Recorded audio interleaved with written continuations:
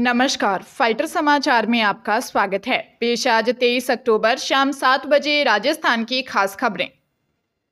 सभी जगह दीपावली की तैयारी घरों सहित बाजारों में शुरू हो चुकी है।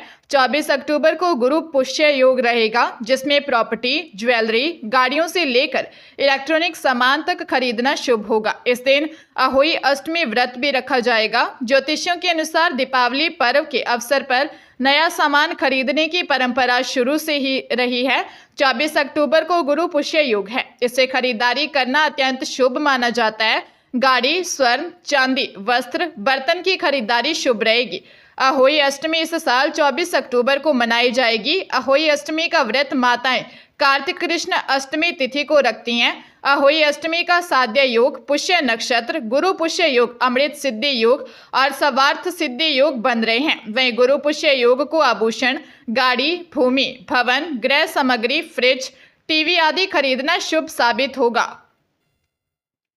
उपचुनावों में 6 सीटों पर उम्मीदवारों की घोषणा के बाद बीजेपी में बगावत और मनमनोहार का दौर लगातार जारी है। पार्टी को सबसे ज्यादा देवली, उनियारा, झुंझुनू और रामगढ़ सीट पर स्थानीय नेताओं के बागी तेवरों का सामना करना पड़ रहा है।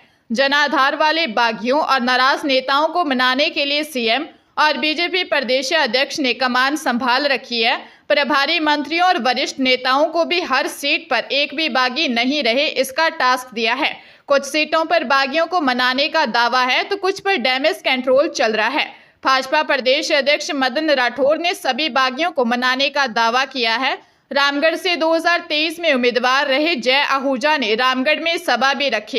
इसी बीच प्रशासन ने उन्हें नोटिस देकर नाराजगी को और बढ़ा दिया। हालांकि आहूजा ने प्रशासन के नोटिस का जवाब दे दिया है। फिलहाल उनकी नाराजगी बरकरार है। जय आहूजा को मनाने की कोशिश जारी है। 1985 एयर इंडिया कनिष्का बम विस्फोट मामले में बरी हुए खालिस्तानी आतंकी रिपु दमन सिंह मलिक की हत्या के मामले में कनाडा की एक अदालत ने 2 आरोपियों को दोषी करार दिया है। टैनर फॉक्स और जॉस लोपेज ने ब्रिटिश कोलंबिया सुप्रीम कोर्ट में यह स्वीकार किया कि उन्हें मलिक की हत्या के लिए पैसे दिए गए थे। 14 जुलाई 2022 को मलिक की ब्रिटिश कोलंबिया में सरे में उनके घर के बाहर कई गोलियां मारकर हत्या कर दी गई थी। वैंकूवर सन की एक रिपोर्ट के अनुसार जब दोनों आरोपियों को कोर्ट में पेश किया गया तो दोनों ही एक दूसरे से उलझ गए और एक दूसरे को थप्पड़ व मुक्के मारने लगे, जिसके बाद शेरिफ ने दोनों को एक दूसरे से दूर किया। भारत में खालिस्तानी आतंकी घोषित मलिक विवादास्पद व्यक्ति रहा है, जिसे 2005 में एयर इंडिया फ्लाइट 182 को बम से उड़ाने के आरोपों में बरी कर दिया गया था। हादसे में 329 लोग मारे गए थे।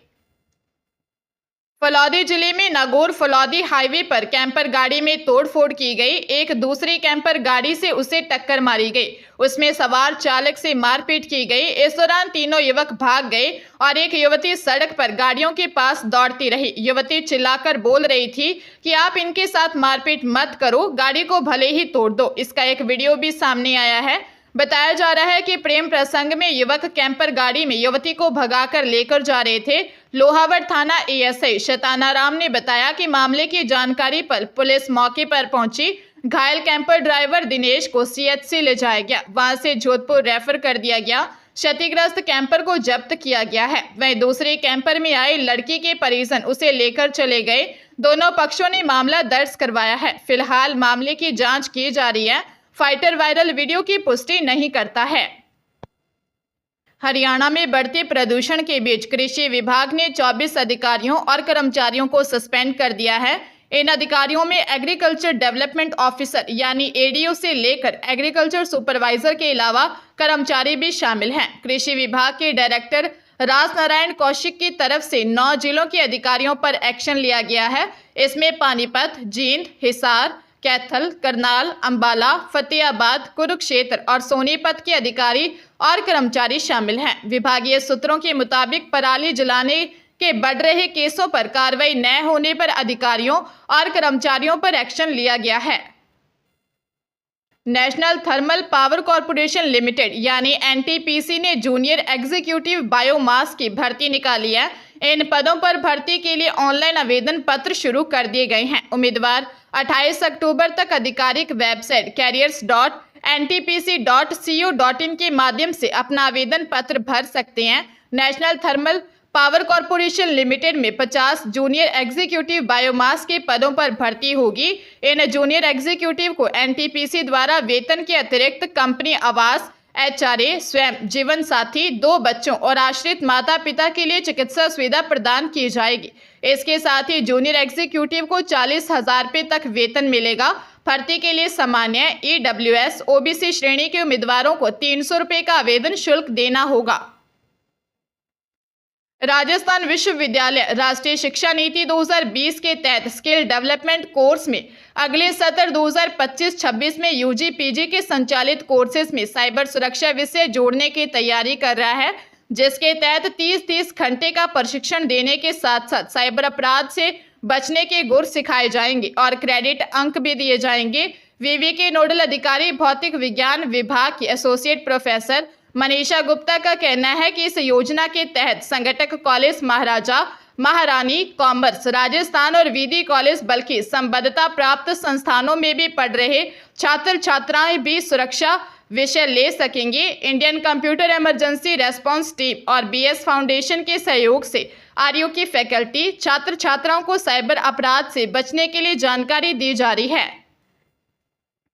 नेता प्रतिपक्ष टीकाराम जूली ने दावा किया है कि 7 सीटों पर हो रहे उपचुनावों में बीजेपी एक भी सीट नहीं जीतेगी। सभी 7 सीटों पर बीजेपी हारने जा रही है। जनता बीजेपी को हराने का मन बना चुकी है। बीजेपी सरकार के मंत्री केवल बातें कर रहे हैं, काम किया नहीं। हिम्मत है तो सरकार के 10 महीने के कामों पर ही चुनाव लड़कर दिखा देना, कुछ काम हुआ ही नहीं, जनता इन्हें हराएगी। जूली ने कहा कि उपचुनावों के बीच प्रधानमंत्री नरेंद्र मोदी के यहां दौरे पर आकर ईआरसीपी के शिलान्यास का प्रोग्राम बनाने की बातें चल रही हैं। ईआरसीपी कांग्रेस सरकार का ड्रीम प्रोजेक्ट है, हम इसके शिलान्यास के खिलाफ नहीं हैं। पीएम 13 नवंबर के बाद ही इसका शिलान्यास करें। उपचुनावों के बीच शिलान्यास करना नैतिक रूप से गलत है, आचार संहिता का उल्लंघन है। मैंने इसे लेकर पीएम को लेटर भी लिखा है। राजधानी जयपुर में प्रशासनिक सुधार विभाग ने जल संसाधन विभाग में औचक निरीक्षण किया। इस दौरान अधिकारियों कर्मचारियों में हड़कंप मच गया। जानकारी के अनुसार डीएस रमेश चंद परेवा, एएस सूर्य बहादुर सिंह, डीएस महेंद्र सरावता और एसओ चैनाराम भदाला के निरीक्षण दल ने मौके से 23 रजिस्टर जब्त किए। 127 में से 49 गैजेटेड अधिकारी यानी 38.58% अनुपस्थित पाए गए। इसी तरह 155 में से 73 अराजपत्रित यानी 47.09% कर्मचारी भी अनुपस्थित मिले। निरीक्षण दल द्वारा उच्च स्तर पर अनुशासनात्मक कार्रवाई की सिफारिश की गई है।